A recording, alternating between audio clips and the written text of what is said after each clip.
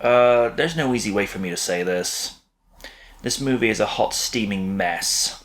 When the reveal happened for what would follow 2013's Man of Steel, fans and audiences in general were amazed that we would finally see these two on the big screen in the same frame for the first time ever in a live-action movie. We were hyped. And then we saw the damn thing. My initial reaction with the opening credits was seeing the origin, yet again, of which I rolled my eyes dumbfounded that we were witnessing an origin story that almost feels as old as time itself. Okay, I grant that's a big exaggeration, but the point still stands. Everyone knows Batman's origin. We've seen it in comics, TV shows like the 90s animated series, and in 2 movies from '89 and Batman Begins. We know the story. We don't need it told again. One of the biggest problems I have as well is that it's one movie that should have been 3.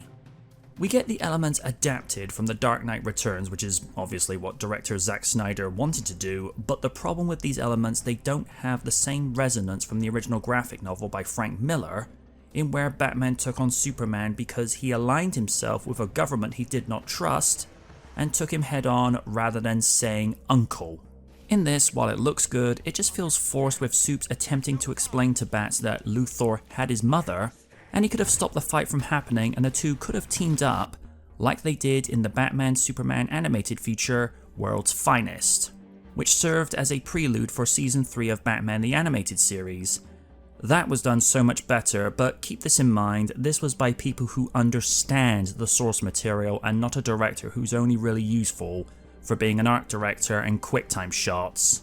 And of course, the way the fight is resolved with them seemingly becoming friends allies so quickly when one tried to murder the other is just contrived, when in reality, they would table their differences for now and then sit down like adults and hash out their issues. And then we get into the elements of Superman Doomsday, and I think at this point the movie just stopped caring and thought, if we're going to be careless, let's go all the way. The idea of Zod being reincarnated as an ancient Kryptonian deformity is certainly different, but it contradicts the story of the character in question, when he was basically an unstoppable force of nature that was sealed away by alien scientists that knew that they could not stop it. And then in comes Wonder Woman. Now, while I will say she made for an interesting addition that would essentially be the back door to her own movie, the story at this point felt way too crowded, considering that it had taken 2 hours just to reach the start of the fight, and then we had another hour of this, especially if you were watching the extended cut. And that's another thing. It's one thing to have, say, 10 to 15 minutes added on just to let some sequences breathe and have better context, but with the extended runtime, it was an extra 30 minutes. That's too long. Had this been on terrestrial TV, say like ITV1, in the UK, the runtime would have either been greatly reduced, or it would have been played over 2 evenings. If you don't believe me, look at what they did to Dances with Wolves back in the 90s, where that was played over 2 evenings. Bats and Supes come off as hypocrites. Batman feels he's just as justified to act like a murderous individual, with Bats ignoring what Superman attempts to say and just unleashes violence, of which Supes does the same in kind. They basically take the law into their own hands and they criticize each other of doing the same thing. This is where it feels most un-Superman-like, as that is not his MO. Yes, he took Zod's life in Man of Steel, but that was a situation where he had no choice in sparing the life of innocents by killing the last of his kind. And good lord, the amount of hypocrisy from either side is unbearable. You have Bats criticizing the way Supes has the power to wipe out everyone after witnessing what took place in Gotham when Zod and him were doing battle. Now, on the one hand, I'll give the man this. It would leave most people questioning if Superman could be trusted.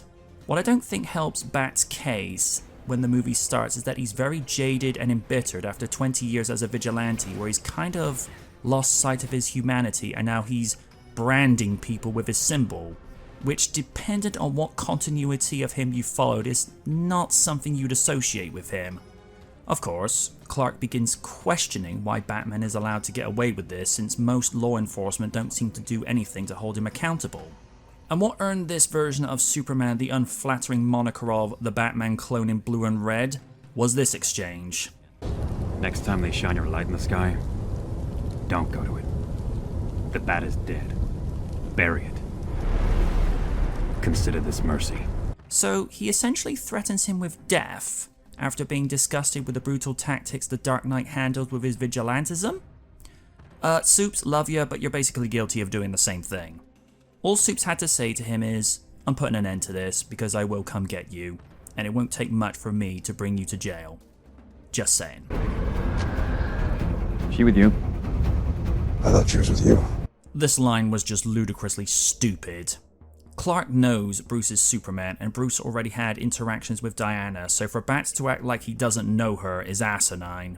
The whole shtick of Lex getting Soups fighting Bats just feels odd, because based on the history laid down, Lex has no beef with him. This just lays further into the whole pointless angle of the fight. Luthor's shtick is having issues with beings of higher power, and to have him set up a fight between Bats and Soups makes no sense. And then, Martha. Oh boy. There is a lot to unpack with this. On the one hand, it does seem absurd when you first hear it and you see Bruce's point of view in why would he say that name so specifically. It's only when Lois explains by pleading for his life that Martha is the name of Clark's Earth Mother, and then Batman is hit with an epiphany, and since he had been lamenting over his mother's death several decades before, he realized he would have become the very monster that took his mother's life, and upon realizing this, he throws away the spear as he would have robbed a mother of her son. I get that it broke his rage, but it just comes right out of the blue, and the fact that they put their differences aside so quick just felt contrived. Yes, there were things at stake, but the fact that they never said, we're resolving this later, felt less than believable. And the fact that memes have been made out of this just shows what the internet thought of it. To bottom line this, it's like I said to begin with, this movie is a hot steaming mess.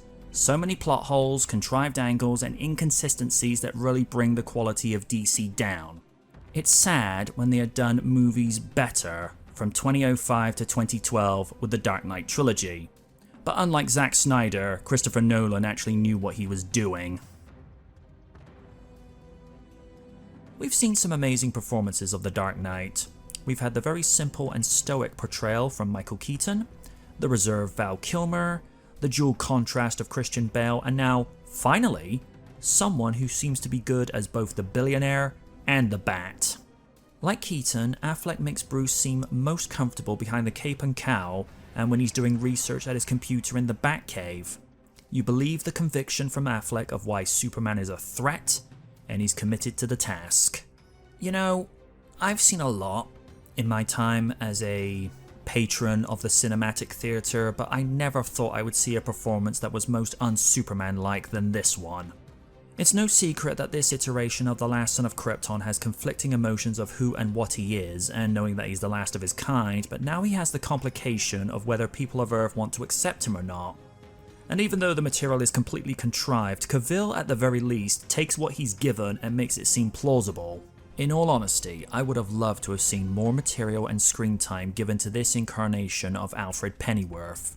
If Sir Michael Caine's take was much more upfront and at times confrontational with Bruce, then this version of Alfred has no filter nor chill with Bruce in telling him exactly how he feels.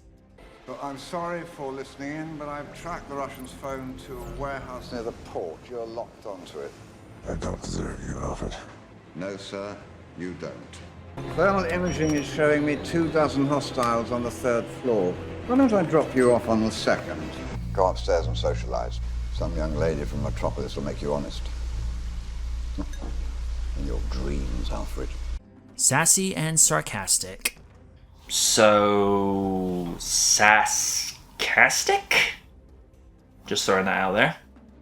And now we deal with the elephant in the room. Alright, I appreciate that people are entitled to their artistic freedom and temperament, but this was not Lex Luthor. The nicest thing you can say about Jesse's portrayal of Lex Luthor is, imagine someone playing the role of Lex Luthor, but he hasn't been told a single thing about the character, so he said, F it, I'll just make something up. It's not terrible by any means, but he belongs in the 60s Batman series rather than a 2016 big budget flop. Now, for context, Eisenberg is a fantastic actor, You'd need only watch his performance in The Social Network to know what he's truly capable of. But this is almost as bad as Benicio del Toro's casting as Lawrence Talbot in 2010's The Wolfman. While her inclusion in the movie felt like something that could have been saved for a separate movie, her performance was stellar as someone who has her own story to tell, and it was satisfying that the first major live-action movie appearance of the character was someone who not only looked like a champion, but someone who has the grace, quality, and class of someone altruistic. Given that it was the middle of the 2010s by this point, then time and technology had advanced enough to where you could tell this story the way that writers from comics and animated series had told for years. The flying sequences are awesome with Superman once again, as I think it's very difficult to screw these effects up in this day and age. I thought the voice changer in Batman's suit is simple yet genius, because with that type of tech you'd think Batmen of the past would have this to disguise their voice, whereas in previous iterations it involved the actors speaking with a lower register, and in the case of Bale sounding like he had gravel in his voice. Because someone at some point would recognize their voice, and so to have a voice changer where it adds a metallic tone to his delivery is very subtle, and it keeps his anonymity. Also, as much as I am an advocate for the black bat suit, especially in 1989, it is still awesome and you cannot tell me otherwise. The black and grey suit definitely adds a more intimidating demeanour, especially with his first appearance with this menacing visual after bat branding a felon.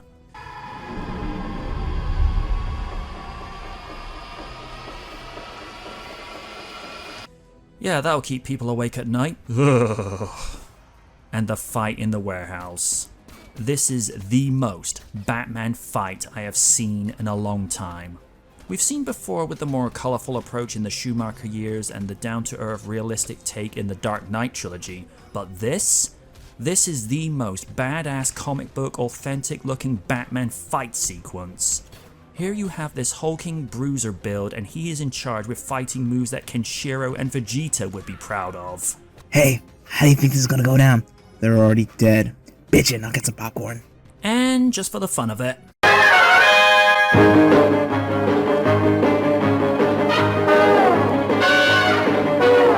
Okay, that's too much lens flare. Oh my, I didn't realize we were watching a J.J. Abrams flick.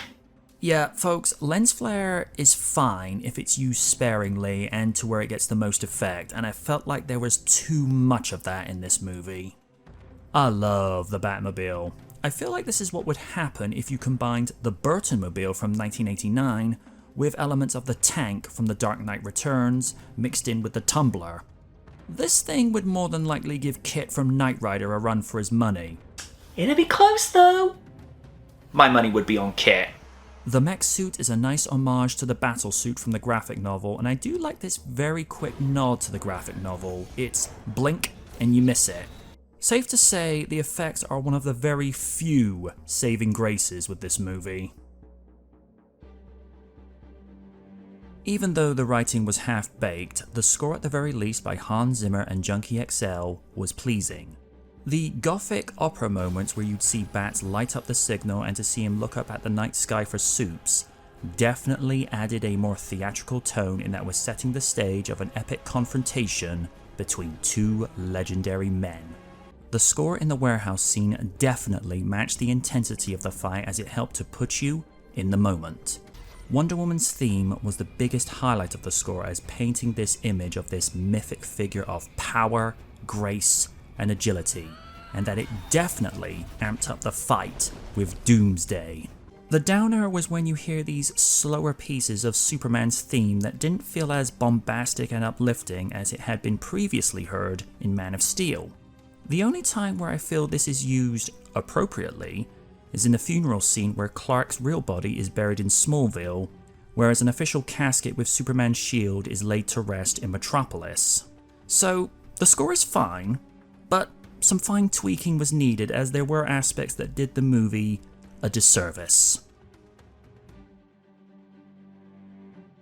The movie took in a profit of $873.6 million against a budget of $250 to $325 million. Adjusted for 2023 inflation, and it would now be worth $1 billion. Lindy West in The Guardian said 153 minutes of a grown man whacking two dolls together, asking, has the definition of movie changed from motion picture story that a human wrote on purpose to only 700 tangible related 12-second grey and red vignettes? David Bentoncourt of The Washington Post and Scott Mendelson of Forbes praised the film's visual spectacle and performances from Affleck and Godot, though Mendelson also called the film an utter mess of thinly sketched characters, haphazard plotting, surprising, jumbled action. Critics were very critical of Eisenberg's portrayal, citing that this was closer to the Joker than Luthor. Sonny Bunch of The Washington Post lamented that, as the film progresses, Lex degenerates into a gibbering madman, some strange mix of the Riddler and the Joker with a little bit of Mark Zuckerberg added for flair. Michael Phillips of the Chicago Tribune wrote, a near total drag. Batman v Superman Dawn of Justice plays like a loose, unofficial $250 million remake of The Odd Couple, in which Oscar and Felix are literally trying to kill each other. The movie was followed with the very polarizing 2017's Justice League that was directed by Joss Whedon as Snyder was attending to personal family matters. And the movie was seen as being too compared to 2012's The Avengers, with it being more quippy and Bruce Wayne acting more like RDJ's Tony Stark, which seemed out of character and a contrived tone compared to what Snyder laid down. A trending hashtag of Release the Snyder Cut made its rounds, and Snyder brought back the cast for a 4-hour extended version in which he told the story the way he envisioned, with tone, elements and aesthetics restored, which was more well received than the Whedon cut. There was the hope that there would be a second Justice League, but pain was put to those plans when Warner Brothers hit the reset button, with The Flash being the last movie of this version of the DCU, with James Gunn being one of the co-heads of the newly formed DC Studios. Well, depending on whom you speak to, the movie has been enjoyed since 2016 on DVD, Blu-ray, and 4K. I'm MJ Knight, and this was Batman v Superman: Dawn of Justice.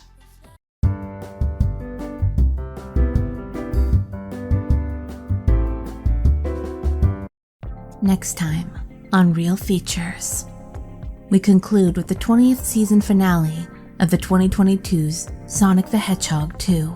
Can the Hedgehog with attitude surpass what he achieved with his cinematic debut? Feel the need for speed with Sonic the Hedgehog 2. Only on Real Features.